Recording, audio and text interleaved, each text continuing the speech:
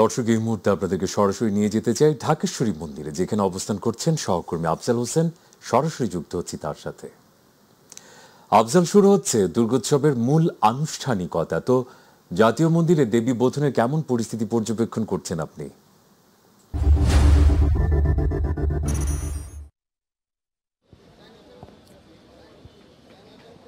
মেহেদি, আসলে দুর্গাপূজার যে মূল আনুষ্ঠানিকতা সেটা মূলত শুরু হবে আগামীকাল সকাল 9:30 থেকে। আজকে যে আয়োজন, এটাকে ওনারা বলছেন বোধন। বোধন সনাতন শাস্ত্র মতে বোধন বলতে বোঝায় জাগরণ বা আমন্ত্রণ, অর্থাৎ মর্তে দেবী দুর্গাকে আসার আমন্ত্রণ জানানোর যে আচার রীতি, সেটা মূলত আজকে এখানে চলমান রয়েছে। আর মূল আনুষ্ঠানিকতা হবে আগামীকালকে সকাল থেকে। তো এখানে আজকে যারা সনাতন ধর্মাবলম্বীরা এসেছেন, তারা অত্যন্ত উৎসবের সাথে তাদের যে আচার অনুষ্ঠান সেগুলো পালন করছেন। তাদের উচ্ছ্বাস লক্ষ্য করা গেছে, ধর্মীয় সম্প্রীতির কথা বলছেন, বার্তা দিচ্ছেন। এখানে আমার সাথে একজন যুক্ত আছেন, যিনি এখানকার পুরোহিত, এবং তিনি বিভিন্ন পরামর্শ দিয়েছেন। আজকে একটু জানতে চাইবো, আজকের যেই মূল আচার অনুষ্ঠান, এটা সম্পর্কে কিছু বলবেন। আজকে এখন যে পূজাটা হলো সেটা হলো বোধন পূজা। বোধন শব্দটার অর্থ হলো বোধে আনয়ন, অর্থাৎ মা এখন নিদ্রিতা রয়েছেন, এতক্ষণ ছিলেন। এই নিদ্রিতা, আমি একটু পুরা কাহিনী কথা বলে আছি।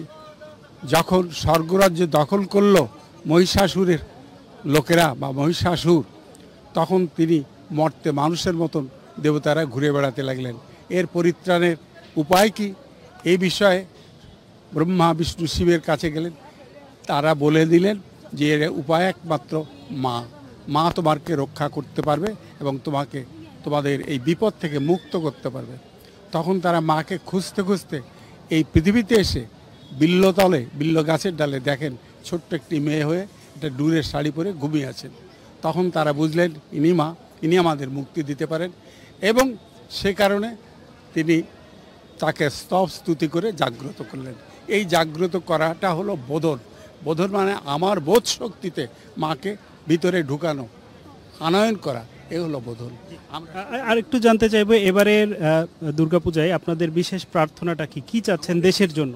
আমাদের বিশেষ প্রার্থনা হলো, এটা সবসময় সর্বদিনেই থাকে, যে পৃথিবীর সমস্ত মানুষের কল্যাণের জন্য তুমি এসো এবং তুমি সকলের কল্যাণ করো। যাদের অকল্যাণ রয়েছে, ভাগ্যে বিড়ম্বনা রয়েছে, সেই ভাগ্যটাকে পরিবর্তন করে তুমি তাদের কল্যাণ দিয়ে দাও।